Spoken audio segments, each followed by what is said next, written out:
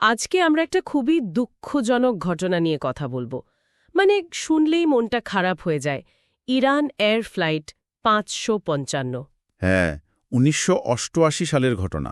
আমাদের হাতে একটা পুরনো ব্রডকাস্ট স্ক্রিপ্ট এসেছে, তো আমরা ভাবলাম ওটা ধরেই একটু আলোচনা করি।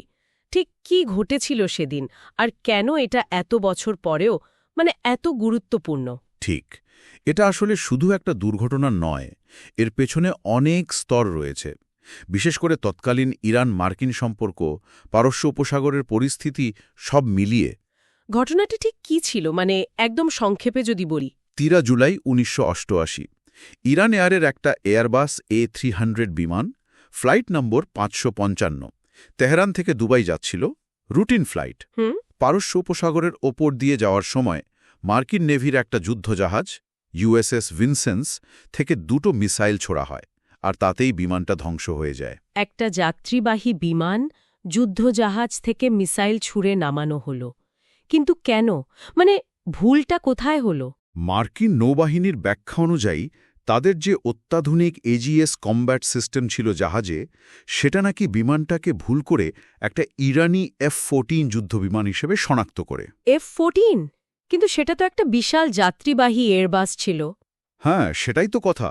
তাদের ভাষ্য ছিল বিমানটা নাকি উচ্চতা কমাচ্ছিল আর সরাসরি জাহাজের দিকে তেড়ে আসছিল, একটা অ্যাটাক প্রোফাইল মনে হচ্ছিল তাদের কাছে। কিন্তু বাস্তবে কি তাই হচ্ছিল? স্ক্রিপ্টেতে কি বলা আছে? না, একদমই না। পরের তদন্তে দেখা গেছে বিমানটা স্বাভাবিকভাবেই ক্লাইম্ব করছিল, ওপরে উঠছিল, আর নির্দিষ্ট আন্তর্জাতিক আকাশপথেই ছিল।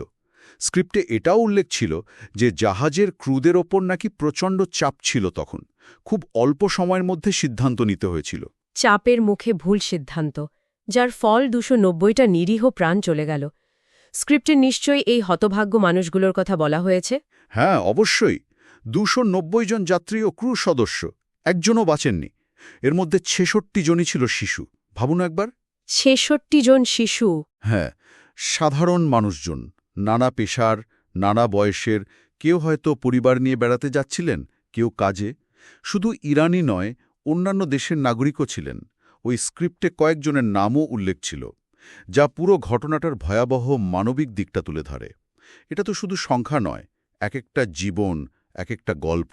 উফ, এই ঘটনার পর আন্তর্জাতিক দুনিয়া কিভাবে নিয়েছিল ব্যাপারটা? নিশ্চয়ই খুব নিন্দা হয়েছিল। হ্যাঁ, বিশ্বজুড়ে অসংখ্য নিন্দা আর ক্ষোভ তৈরি হয়েছিল, বিশেষ করে মুসলিম দেশগুলোতে। ইরান তো এটাকে সরাসরি হত্যাকাণ্ড বলেছিল।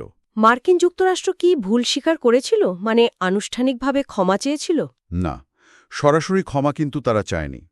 তারা ঘটনাটাকে একটা দুর্ভাগ্যজনক যুদ্ধকালীন দুর্ঘটনা হিসেবেই দেখিয়েছে। আচ্ছা। তবে হ্যাঁ, অনেক দর কষাকষির পর ১৯৯৬ সালে তারা নিহতদের পরিবারগুলোকে একটা আর্থিক ক্ষতিপূরণ দিতে রাজি হয়, প্রায় $62 মিলিয়ন। কিন্তু ওই যে বললাম, আনুষ্ঠানিক ক্ষমা চাওয়া হয়নি। আর ওই জাহাজের কমান্ডারের ব্যাপারটা, তাকে তো পরে পদক দেওয়া হয়েছিল শুনেছিলাম। এটা নিয়ে তো অনেক বিতর্ক হয়েছিল, তাই না? স্ক্রিপ্টে ছিল এর কথা। হ্যাঁ হ্যাঁ, এই প্রসঙ্গটাও ছিল স্ক্রিপ্টে। USS ভিনসেন্সের কমান্ডার উইলিয়াম রজার্স, তাকে পরে লিজিয়ন অফ মেরিট দেওয়া হয়।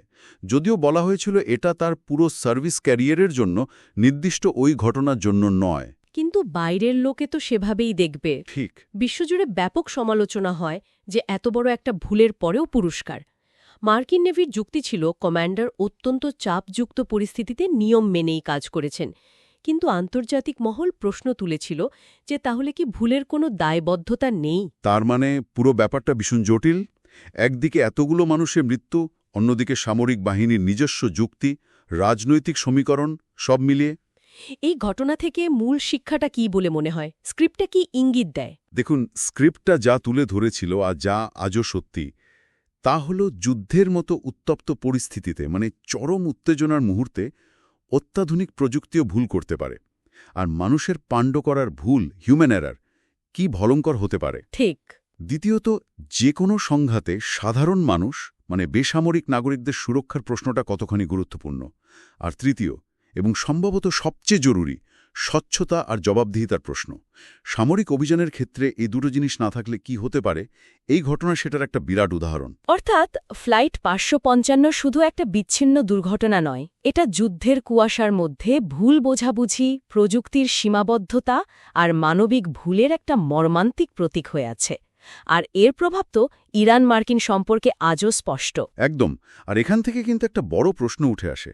আজ যখন আমরা আরও উন্নত প্রযুক্তির কথা ভাবছি, ধরুন ড্রোন বা আর্টিফিশিয়াল ইন্টেলিজেন্স, যুদ্ধের ময়দানে এগুলোর ব্যবহার বাড়ছে, তখন এই ফ্লাইট ৬৫৫র ঘটনাটা আমাদের কি মনে করিয়ে দেয়? সংঘাতের সময় চূড়ান্ত সিদ্ধান্ত নেওয়ার ক্ষমতা, মানবিক বিচারবুদ্ধি, এগুলো কার হাতে থাকা উচিত? প্রযুক্তি কি সবসময় সঠিক পথ দেখাবে? ভবিষ্যতে এই ধরনের মর্মান্তিক ঘটনা এড়ানোর জন্য আমরা কি রিয়েলি প্রস্তুত? এই প্রশ্নগুলো কিন্তু থেকেই যায়। সত্যি ভাবনার বিষয়।